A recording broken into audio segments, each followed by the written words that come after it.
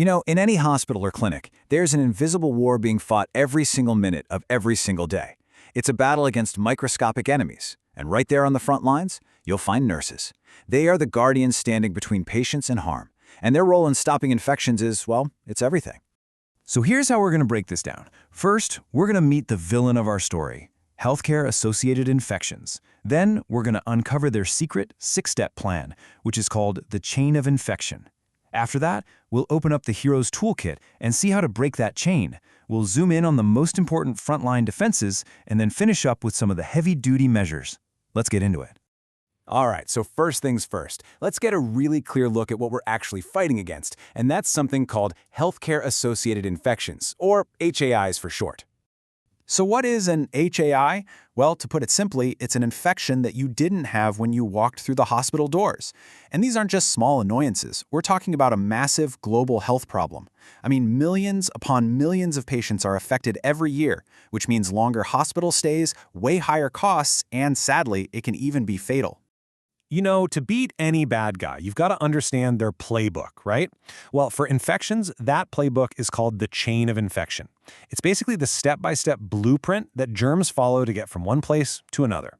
And here it is. This is the whole shebang. You can see these 6 links all connected together in a circle. Now, here's the secret. For an infection to actually happen, every single one of these links has to stay connected. But, and this is the key, if you can break just one of those links anywhere in the chain, the whole thing falls apart. Infection stopped. So let's do a quick flyby of these 6 links. First up, the infectious agent. That's the germ itself, the bacteria, the virus. Then you have the reservoir, which is the germ's hideout, where it lives and grows. It needs a portal of exit, a way to escape, like a sneeze. Then the mode of transmission is how it travels, maybe through the air or on someone's hands. After that, it needs a portal of entry to get into a new person, like a cut in the skin. And finally, it needs a susceptible host, someone whose body is vulnerable to the attack. Okay, so we know the enemy's plan. We know the 6 steps. The big question is, how do we stop it? Well, this is where our heroes, the nurses, and their toolkit come into play. And the absolute bedrock of this whole strategy is something called standard precautions. Think of these as the fundamental, non-negotiable rules of the game. It doesn't matter who the patient is or why they're there, these precautions are for everyone, every single time, no exceptions. So what's actually in this toolkit? Well, it's the stuff you might expect, but it's all so important. We're talking hand hygiene, of course, using personal protective equipment, or PPE, making sure injections are safe, good respiratory hygiene, like covering your cough, properly cleaning every piece of equipment, and safely getting rid of medical waste. Each one of these is a tool designed to snap a link in that chain.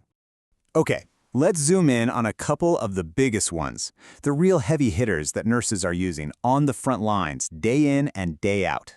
Seriously, I just want you to pause and really let this one sink in. With all the incredible medical technology we have, all the advanced procedures, the single most powerful weapon we have against the spread of infection is just good, old-fashioned hand hygiene. It is, without a doubt, the #1 way to break that chain. And it's not just about washing your hands whenever you feel like it. The World Health Organization has pinpointed 5 specific, critical moments for hand hygiene. And you see them right here. Before you touch a patient, before any clean procedure, after you've been near body fluids, after you touch the patient, and finally after you touch anything in their surroundings. If you can nail these 5 moments, it's an absolute game changer. All right, next up, PPE. This is quite literally the armor. We're talking about gloves, gowns, masks, face shields. It's the physical shield that stands between a healthcare worker and those microscopic invaders. And it's not just about protecting the nurse, it protects the patient too. Now here's something you might not think about. There's a right way to put this gear on, which is called donning. But the way you take it off, or doffing, is even more important. Why? Because think about it. The outside of that gown and those gloves is now contaminated. It's a hot zone. If you take it off in the wrong order, you can get those germs all over your skin or your clothes, and all that protection was for nothing. And what happens when it's all over? You can't just toss this stuff in a regular trash can. Needles and other sharp objects go into these special, puncture-proof containers, and other contaminated items go into those specific biohazard bins. It's all about making sure that once a germ is contained, it stays contained. So that's the day-to-day defense. But sometimes, you've got to bring out the big guns. These are the advanced measures for when you're dealing with a known threat, and you need to either completely eliminate it or put it on total lockdown. Now, you've probably heard the words disinfection and sterilization, and they sound kind of similar, but they are worlds apart. Disinfection is like doing a really, really good cleaning job. It gets rid of most of the harmful germs.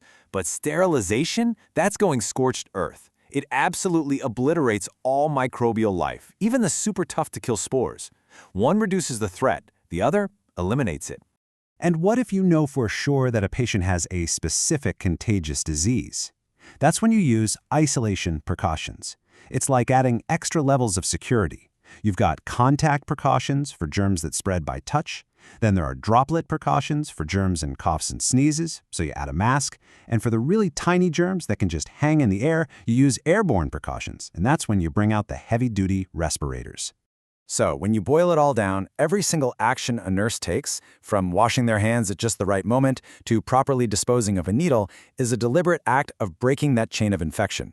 They're protecting their patients, their coworkers, and themselves. But when you look at how simple these links really are, it makes you think, doesn't it? This isn't just a job for people in scrubs. How can all of us, in our own lives, play a part in breaking the chain?